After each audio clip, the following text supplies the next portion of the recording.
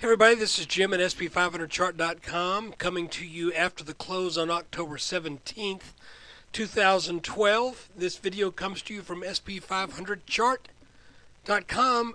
That's redundant, but I'll say it again. Maybe if I say it again, it won't be as redundant. SP500chart.com, using time-honored techniques to understand modern markets, featuring daily technical analysis videos of the S&P 500 index. Before we take a look, feel obligated to tell you, as always, that the website and this video are for educational purposes only. Nothing stated at the site or in this video is intended to be used as investment advice. I can draw lines on charts, but you and only you can have to draw your own conclusions from your own research and make investment decisions that are suitable for your personal financial situation. I am still not a licensed financial professional. Got nothing hanging up on the wall here that says I have any business doing this. Nothing hanging up on the wall that says anything other than I'm just a guy who draws lines on charts. So let's take a gander. Okay, in general, I think a very, very good lesson that we took out of the action over the past few days is if you have a trend line that you think you have right, and it doesn't break by a certain amount, then you can't say you've got a busted line. And even though the S&P traded underneath this light orange line right here, and you can see that line is drawn under these two lows right here, we got underneath that. We really got underneath any trend line that you could draw, okay?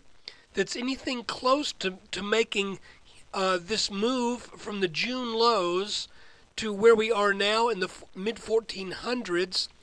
Any trend line that you can draw at any 2 points on this line, on this trek, all of them were broken. With that little move down that took place last week. Yet, none of those moves created, and I got to move this line back again, none of these moves took that line out by that 1% margin that most technical analysts would say for something trading in this range is a good level to look for technical significance. So based upon the move that we got on Monday over this descending line right here, which I'll go to a 15-minute chart, this line right here, once we got over that line, that was a signal that this downward move of the previous 1, 2, 3, 4, 5 days was likely over. And lo and behold, you remember I said, it's hard to say because as we looked at things as they developed, it wasn't really abundantly clear if this move back to this channel was going to produce a lasting bullish benefit or whether we were just coming up into it to kiss it and then go back down. But since we never really broke down by a technically significant line, either this rising line here or our horizontal line that we had at 1432. You see, getting down to 1426 from 1432, that's less than 0.5%. So it just didn't meet that threshold. So even though 1432 broke, it did not break by 1%. So we were left with a market that then showed us some strength, follow through, and now even more strength. We today got over both this line that should have served as resistance and this line that should have served as resistance. So what does that tell us? Well, it tells us expect some more strength. This line right here, this gray line, is a little iffy at this point. I'm keeping it on the chart because it is interesting, but I'm going to make it a little bit lighter color. if it will be made a little lighter color. There we go. And what is this line? Well, this is something that's a little kind of out there. But since we have been following the market from March of 2009, we've had a couple of major tops. Well, I should say, maybe major in the right term. We've had a couple of significant tops that have developed. One was back in May of 2010. Another was back in the summer of 2011. Actually, I take it back.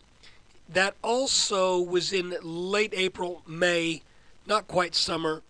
That was the top of this head and shoulders pattern. And then we extend this line on up, and we haven't come close to this line since. What else do we have? Well, we've got this bottom line that if drawn underneath the March 9 lows of 2009 and also the lows of late 2011, right there in October, at the beginning of October, I think it was October 3rd, that we extend that up. You can see that we are currently in between this longer-term resistance line and this quite long-term support line.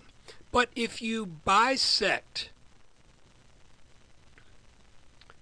these two lines, and again, this is an idea that I've just had for a while, that a lot of times you get that 50% level between your lower boundary and your top boundary, and that tends to be a point that creates either bounces or resistance, or seems to define sort of the midway, not only as we started off here in 2009 and continued through 2010 and 2011, even though all of 2010 was above that line.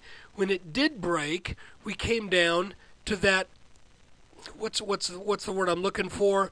Well, we came down to a point that really defined this second line. And since then, it appears as if the market has been vacillating either to one direction or another, with this line being about in the middle. And if we apply that to where we are today,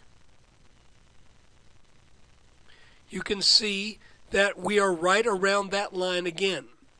Now, if we back out to a 30-minute chart, that line actually is about where we closed today.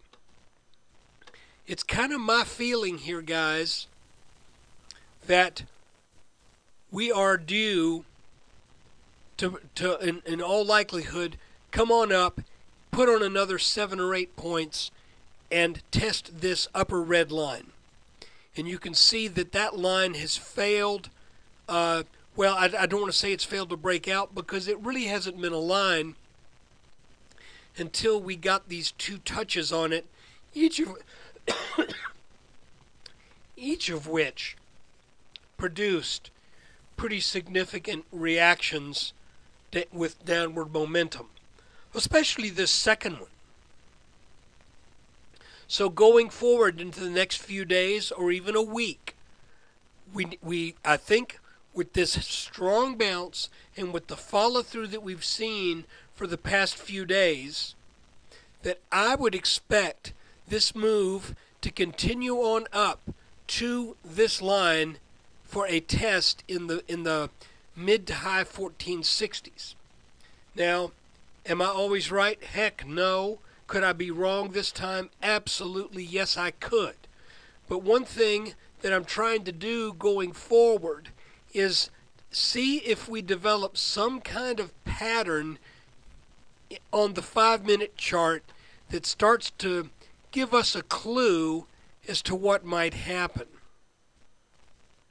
So with that in mind, I'm going to move this line, just kind of generally looking forward, since I think we can say this is a very short-term low, and this is another short-term low that we saw today. let's see if this starts to set up as either a channel or potentially even morphing into some type of pattern that tells us we are due for a reversal. So let's create a parallel line, run it up there. Pretty nice fit. Now let's also, just for jollies, come back to these two levels here and run this guy on up. That might also come into play. Another thing that could potentially come into play is this. Interesting how if I put this line right here, now I'm not saying this is a major trend line, but if I put this here, you can see that once the market kind of got underneath that line today, it's a little selling pressure kind of took over, and at least for a while it looked like the market could even close in the red, but instead we rallied on these two lines that I thought would probably take the markets down, but instead the S&P got over it. You know, I'm not going to worry about that line right there because it is going up at such a steep pace it's almost useless. So guys, right now let's look at it like we broke out over the top of this orange line. Now we've established something of a trend that is upward that I believe is likely to take us up to the high 1460s. Then let's see if when we get there, if the S&P begins to turn down, seeing this line as resistance and reacting to this line as resistance. And if that does happen, let's see what happens to this little channel that we have just put down on this chart. So we've got a couple things to look at here. Again, this line should be resistance, and now this line has been serving as support. So if the market were to get over this red line, then I think the handwriting is on the wall that we are due for more upwards momentum.